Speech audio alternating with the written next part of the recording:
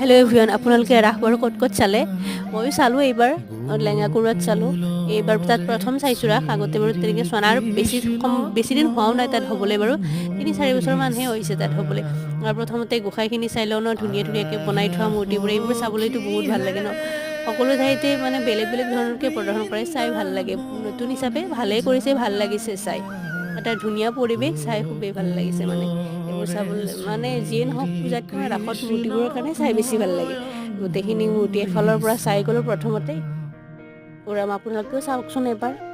তাৰপিছত এইফালে গ'লোঁ এতিয়া চকৰিৰ ফালে, চকৰি আৰু ক'ত কি বাচ্ছাৰ খেলনা বস্তু আছে সেইবোৰ অকণমান চাই আহিলোঁ। উঠা হ'লে ক'তো নাই দেই ৰাইজ। এতিয়া আকৌ আহিলোঁ ক'ৰ পৰা, ভাগ্যলতালৈ।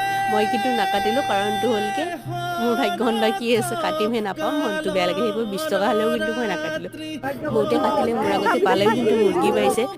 ইয়াৰ পৰা 2 এপদ বস্তু নল'লেই যেন ভালেই নালাগে, এনেকুৱা লাগে।